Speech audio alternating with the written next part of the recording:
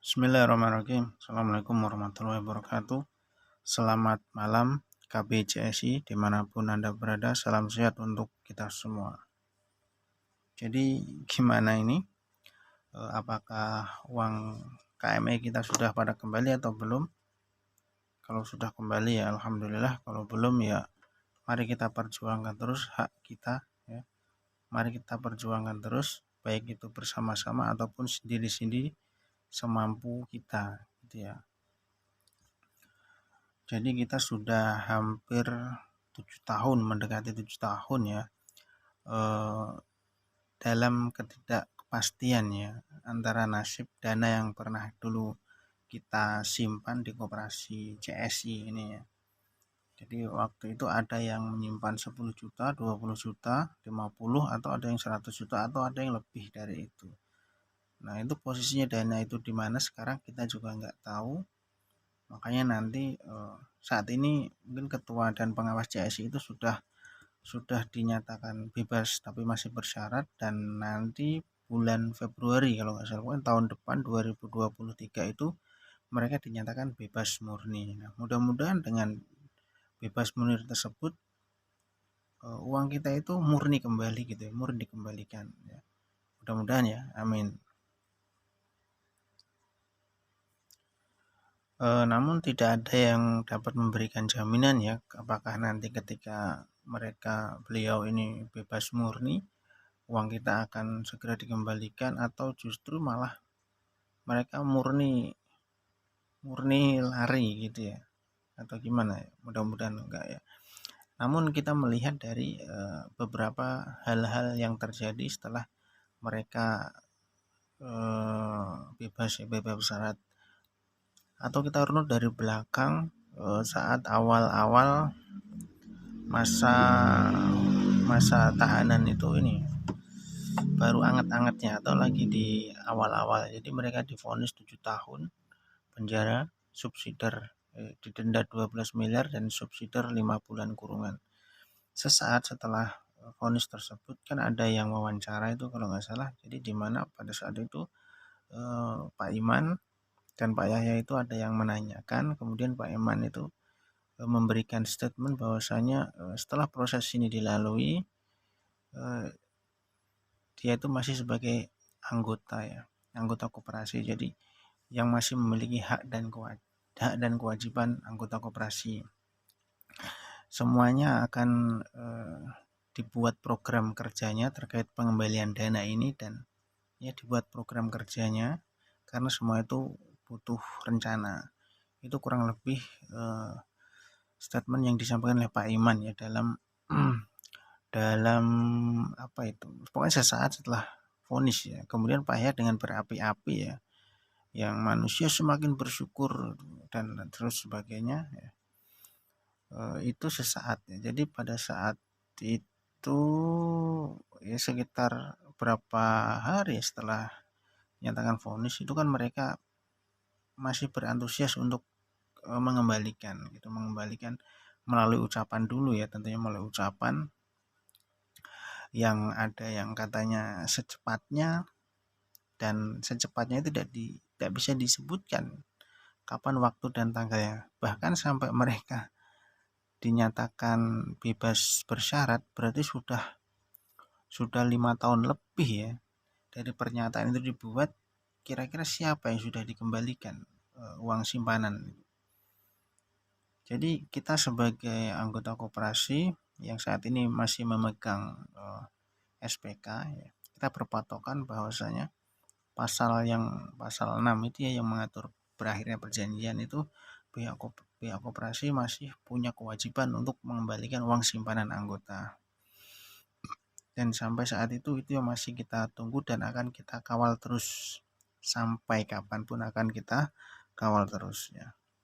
Apalagi nanti setelah beliau ini dinyatakan bebas murni akan kita kawal terus. Jadi jangan sampai kasus seperti CS ini terulang kembali ya di kemudian hari ya. Jadi jangan sampai, kita tidak ingin mendengar ada korban lagi gitu ya. Meskipun dalam hal ini dalam tanda kutip ini ya, CSI itu seperti ada orang yang nggak suka gitu. Sehingga pas mereka lagi jaya atau gimana itu ya udah diisengin aja, dilaporkan eh, dengan praktek bank gelap gitu ya. Katanya melakukan ini aktivitas bank gelap ya. Itu salahnya CSI juga ya, karena dia itu PT CSI dan koperasi CSI itu harusnya berbeda ya. Kalau PT CSI itu berarti dia kan lebih ke konsultannya. Seharusnya konsultan itu nggak usah ikut-ikutan menawarkan produknya CSI, cukup koperasinya saja. Tapi faktanya kan setiap itu VO setiap VO bangun buka terus ya, masarin. Sedangkan pegawai koperasi sendiri yang koperasi PMT-nya itu kan mungkin lebih dari sisi apa ya, sisi perizinan lebih layak untuk memasarkannya, meskipun sama-sama layak, cuma kan kalau PT CSI-nya kan jadi seakan-akan menyalahi izin gitu ya, meskipun pakai juga itu yang PMT CSI, tapi kan akhirnya itu jadi celah ada yang melaporkan. Terus ada dualisme ya, jadi karyawan koperasi memasarkan produk koperasi dan si mitra VO kayak itu menawarkan produk CSI yang mungkin ujung-ujungnya juga sama muaranya, yaitu menghimpun dana. Tapi apa daya dan apa mau dikata, itu sudah terjadi. Saat ini banyak anggota yang menderita, yang mungkin sebagian sudah ada yang bercerai dengan keluarganya gara-gara ini. Terus ada yang sebagian sudah carut marut ya. Mungkin asetnya disita bank karena beliau beliau waktu itu mungkin menggadaikan asetnya atau menjualnya. Ini kan kasihan gitu. Lalu di mana letak tagline CSI itu yang apa, aman, prospektif itu dan menguntungkan itu ya? Itu di mana ininya?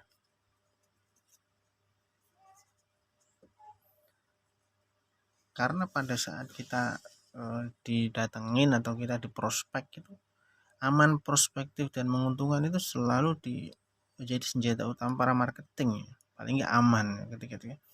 Kan sampai saat pada waktu itu emang iya, nggak ada apa, emang aman ya waktu, karena nggak ada yang melaporkan dan mau, mau ngelaporin apa orang, kewajiban kewajiban dari CS itu apa, dijalankan sebagaimana mestinya. Jadi antara hak dan kewajiban antara koperasi dan anggota itu berjalan dengan lancar. Nah, ini kan permasalahan ini muncul ketika ada pihak lain di luar CS itu yang melaporkan. Jadi bukan dari anggota yang melaporkan. Tapi pada akhirnya kan anggota yang dirugikan. Meskipun ada juga yang mengatakan KVU juga ikut dirugikan, direksi juga ikut dirugikan. Tapi anggota yang baru bergabung belakangan itu yang jauh lebih lebih dirugikan gitu ya. Mereka KVO terus direksi, mereka emang juga dirugikan, tapi mereka juga sudah menikmati itu, menikmati fee CSI itu kan. Lalu kami gimana ini yang rumahnya juga jauh dari tempat pusdiklat gitu ya. Terus kemana kita akan mencari informasi itu? Bahkan ada juga nih teman kita yang malah nomornya itu diblokir sama KVO gara-gara nanya terus mungkin ya. Pusing ya. KVO-nya gendeng mungkin itu ya. Jadi lebih anehnya lagi, jadi dia itu nitip 10 juta ke KVO tersebut. Ya kan otomatis kan dia nggak punya pegangan kontrak. Kontraknya atas nama si KVO. Akhirnya kan nanya terus lo kok malah akhirnya diblok. Jadi pada sejak saat itu jadi kita mencari informasi kafe itu seperti kayak buang-buang waktu aja. Dia sendiri juga nggak ngerti. Dia memposisikan sebagai korban juga. Lah, dia kan juga sudah menikmati fee marketing. Aduh, terus terang CSI ini sangat menyita waktu dan tenaga pikiran kita, namun mudah-mudahan orang yang menjadi korban CSI ini adalah orang-orang yang terpilih ya, sehingga dia itu kuat ya dalam menghadapinya. Kita tetap harus melanjutkan sisa kehidupan kita, tapi jangan melupakan ini ya, CSI ini harus dikawal terus sampai nanti bebas murni, sampai uang kita dikembalikan. Begitu teman-teman ya. Ini saya nggak ngerti, unek-unek kayak gini ya. Terus mau gimana lagi, kita mau datang ke Pusdiklat juga emang diterima kunjungannya kan? Enggak juga. Orang yang disuruh datang itu kan orang-orang pilihannya CEO mungkin ya, orang-orang yang sudah dipilih. Terus hasilnya juga apa kunjungan hari Sabtu itu, kan nggak ada yang tahu. Atau juga ada seperti ini hasilnya itu, bahwasanya itu seolah-olah diserahkan semuanya ke Pak Yahya, mulai dari nanti waktu pengembalian, dan itu semuanya diserahkan Pak Yahya yang ngurus. Jadi nggak ada data-data ulang karena dia sudah punya datanya. Itu yang pertanyaan, waktunya nggak ditentukan. Nanti kalau sudah tiba saatnya set gitu ya. Jadi pertanyaannya itu kapan?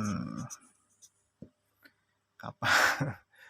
Udah hampir 7 tahun menunggu tapi seperti ini. Gitu ya.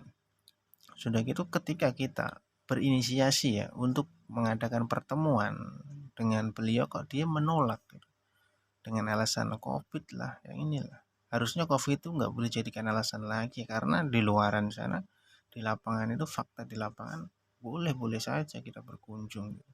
Pakai masker juga bisa. Ini mah saya khawatirnya ini ada unsur upaya untuk mengulur-ngulur waktu ya, sehingga nasabah atau anggota itu mulai lelah, jengah, dan akhirnya menyerah begitu saja.